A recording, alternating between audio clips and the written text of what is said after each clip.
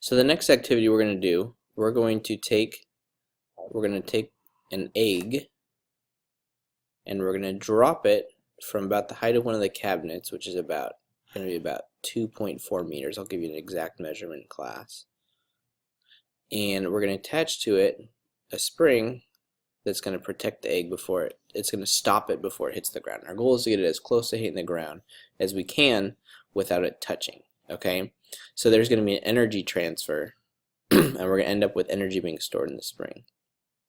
Okay, and there's a couple things going on here. We have the ball falling, and then we have the spring stretching out and bringing the ball to the egg to a stop. And so if you look at it at the moment just before it hits the ground, there's several things that make up the distance between the ground and the drop point. So we have however long the spring was, we have some amount of stretch for the spring that we'll call x, so how much the spring stretched, and then we have the height of the egg in the container that it was in. Okay, and we want this distance to be as close to the ground as possible. Now there's going to be some extra distance that we have to make up, and so in order to do that, we're going to add a length of string to the top. So we're going to basically figure out how much extra space we need to account for and measure out that much string to account for that extra space. Okay, and so basically our goal in this lab is to figure out, well, how much extra length do we need so I can measure out and cut out that string and use it up here. Now the second variable here that we need to consider is we need to figure out how much the spring is going to stretch.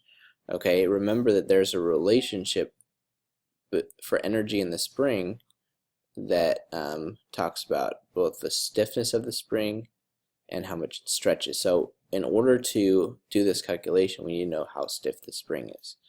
Okay, and that K value, I don't know if you remember, we looked at this last semester. There's a relationship F equals Kx for a spring, where we had a relationship between force and stretch, where K represented the stiffness of the spring. So we're going to do this again.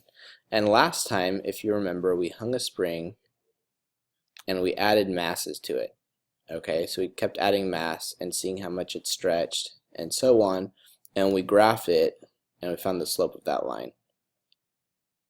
Okay, we're going to take a slightly different approach here. Okay, we're still going to be finding slope, but the challenge that we have is that the springs we're using are much longer than the springs we used before, and so the way that we're going to account for this is we're actually going to use some sensors. Okay, we're going to set up a track with a cart on it, and the cart will have a force sensor on top that's going to attach to the spring. Okay, and then there'll be a sensor right here that measures position. And so what's going to happen is, as we slowly move this cart back and forth, we're going to get data points that are going to combine position and force, and so we'll get a graph that's a whole bunch of data points comparing position and force. And if we can get a best fit line for that, the slope of our best fit line should be K, the stiffness of the spring. So that's the approach we're going to take. In the next part of this video, I'll walk through the steps to take that data, and then when you get to class, you'll be able to collect it. Alright, so to collect the data, we're going to need a cart with a force sensor attached and a motion sensor, position sensor right here. We're going to hook them up either using one of these or the air links. And we're going to connect them both to the laptop. Okay, so I'll connect it right here. And to get this set up, what we're going to use is we're going to use Capstone software, which is located right here. Okay, so you're going to open this up. And then there's a whole bunch of arrangements that you could set up here. It doesn't matter which one you choose, as long as you have one that has a graph on it. So let's go with the first one that says table and graph. Okay, and I'm even just going to delete the table, so I'll click on it and press delete. Okay, and then I'll expand this graph here to fit the screen. Or I just moved it, I guess. There we go. Okay, so now what I want to do, I want to get a graph that's showing me force versus position. So on this axis, I'm going to go on here. I've got the sensors connected, so they'll pop up here force, and down here position. Okay, and then what I'm going to do here is I'm going to take the spring, I'll connect it to a stand off to the side, and I'm going to connect the other end to my cart here on the force sensor. Okay, being careful not to let it slide off the ramp here. Okay, and so from there, you'll see that I've got the motion sensor here to measure its position, and I'll go ahead and click record.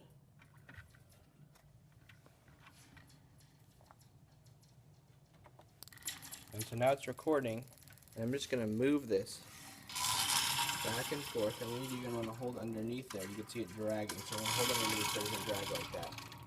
We're going to get a set of data up here. Okay. Move back and forth a couple times. So let's collect our data. Okay, and then we can tell it to stop. Okay, and then we'll go ahead and click this button right here to kind of zoom the data. We're going to select this right here so we can select the data we want to analyze. So we can move this box around and resize this box like this.